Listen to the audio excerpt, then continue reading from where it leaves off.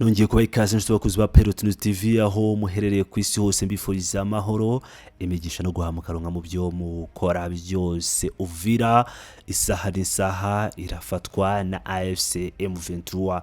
Ibimenyetso bitangiye kwigaragaza ubwoba ni bwose kuri leta ya Kinshasa. Fardc itangiye guhungishiriza ibikoresho byayo mu Burundi ndetse n'ibindi bimenyetso tugiye kugarukaho muri iyi nkuru yose uko yakabaye.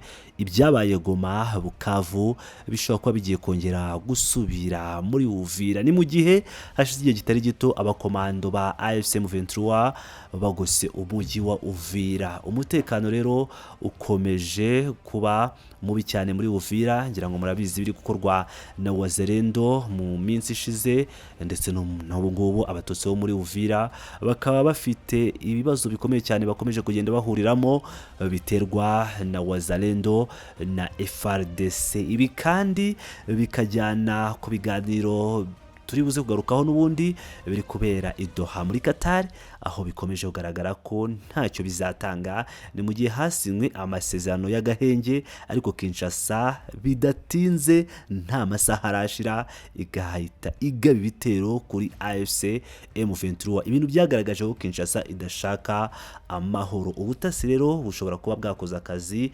bijyanye n'ubunararibonye baboneye muri Goma na Bukavu, bamaze gufata icyemezo gisa nkaho ari ukumanika amaboko. Reka tujye muri nkuru yose uko yakabaye.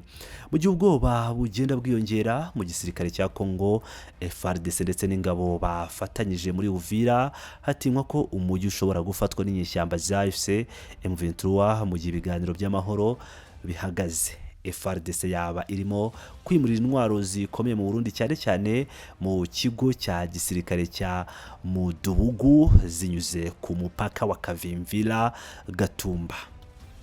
Ubwoba muri Fardc buraterwa n'ubunararibonye bukomeye Kinshasa yagize igihe Goma, umujyi ukomeye mu burasirazuba bwa Kongo, wafatwaga mu mpera za Mutarama ubwo inyeshyamba zafataga intwaro nini, harimo indege z'intambara, imbunda zirasa indege, ibifaru, imodoka z'imitamenwa, drones n'ibindi. Umwe muri ba defense attaché ufite icyicaro mu Burundi wahisemo ko amazina yadatangazwa nk'uko iyi nkuru dukesha The Great Lakes Eye ivuga, yemeje ko iyi ari strategic withdrawal kugira ngo hatabaho gutakaza ibikoresho by'ingenzi, ariko bikaba bishobora gutuma Uvira igwa mu biganza bya AFC M23, bigatuma inyeshyamba zigenzura umujyi wa Uvira, ukaba ubaye umujyi wa gatatu mu mijyi ikomeye yo mu burasirazuba bwa Repubulika Iharanira Demokarasi ya Kongo nyuma y'ifatwa rya Goma na Bukavu.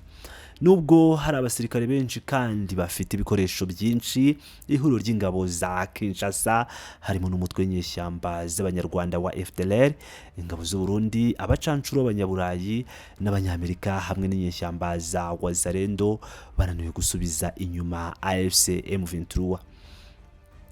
Uku gusubiza inyuma ibikoresho by'ihuriro ry'ingabo zigikiye guverinoma ya Kongo bigaragaza ko ridafite ubushake n'icyizere mu bikorwa byaryo. Usibye muri Goma bagira igihombo kinini ku ruhande rw'ingabo za leta, kohereza izo ngabo zose zavuzwe haruguru i Bukavu ntibyashoboye kubuza umujyi gufatwa. Inyeshyamba za AFC M23 zagaragaje ku mugaragaro ko zizatera imbere niba ibiganiro by'amahoro bitagenze neza. Mu kiganiro n'abanyamakuru cyakurikiye ifatwa rya Goma, umuhuzabikorwa wa AFC M23 Colonel Nanga yavuze ko inyeshyamba zishaka kugenda zikagera i Kinshasa. Yagize ati, turi abanyekongo, tuzakomeza urugendo rwo kubohora Kinshasa. Iyo badusabye gusubira inyuma bashaka ko tujya he, naho tuzajya. Umugaba w'ingabo za AFC M23 Major General Sultan Makenga yanavuze ko bazajya Kisangani na Kinshasa niba Perezida Felix Tshisekedi akomeje kubangamira uburenganzira bw'abanyekongo.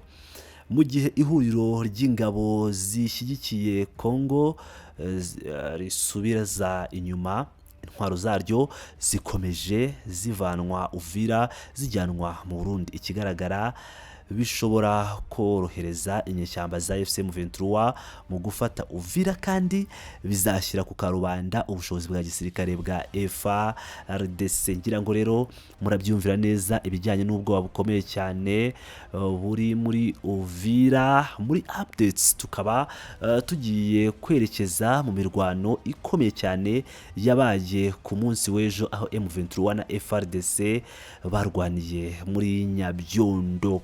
Imirwano ikaze ku wa mbere ejo tariki ya 20 Ukwakira haramutse imirwano ikomeye cyane hagati y'inyeshyamba za AFC M23 n'ihuriro ry'ingabo za leta ya Repubulika ya Demokarasi ya Kongo mu mujyi muto wa Nyabyondo uherereye muri teritwari ya Masisi mu ntara ya Kivu y'Amajyaruguru. Amakuru avuga ko guhera saa 7 z'ijoro inyeshyamba za Wazalendo zarwanye ku ruhande rwa leta ya Repubulika ya Demokarasi ya Kongo, zikaba zaragabye ibitero ku birindiro bya M23. Abatuye muri kariya gace bavuga ko humvikanye urusaku rw'intwaro ziremereye n'into, ibyatumye abaturage bahunga ingo zabo. Amakuru atangwa n'inzego z'umutekano zo ku ruhande rwa leta ya Kinshasa avuga ko ibitero by'ingabo za leta bigamije kuvana M23 muri uriya mujyi igenzura kuva muri Werurwe uyu mwaka.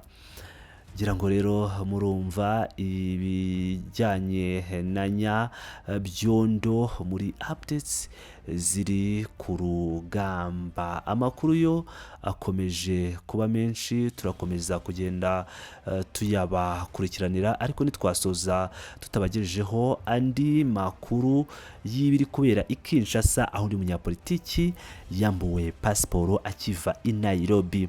Ku cyumweru tariki ya 19 Ukwakira ku kibuga cy'indege mpuzamahanga cya Njiri, pasiporo ya Theophile Mbemba yafatiriwe n'ubuyobozi bukuru bw'abinjira n'abasohoka DGM. Uyu munyapolitiki Theophile Mbemba yari avuye i Nairobi muri Kenya aho yitabiriye inama y'abatavuga rumwe n'ubutegetsi bwa Tshisekedi yatangijwe na Joseph Kabila nk'uko bitangazwa na Media Congo.net. Umunsi umwe mbere yaho umuyobozi w'abatavuga rumwe n'ubutegetsi Seth Kikuni nawe wagarutse avuye muri iyo nama yafatiwe ku kibuga cy'indege cya Njiri mbere yuko arekurwa nyuma yo guhatwa ibibazo n'ikigo cy'igihugu gishinzwe iperereza ANR. Guverinoma irashinja abatavuga rumwe n'ubutegetsi kwifatanya n'uwakatiwe igihano cy'urupfu ndetse ushakishwa n'ubutabera bwa Kongo kubera guhungabanya umutekano w'igihugu.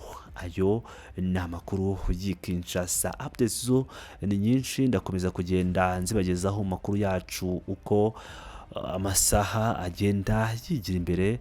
Mukomeze mubane natwe, ndabakunda cyane, muri Abagaciro.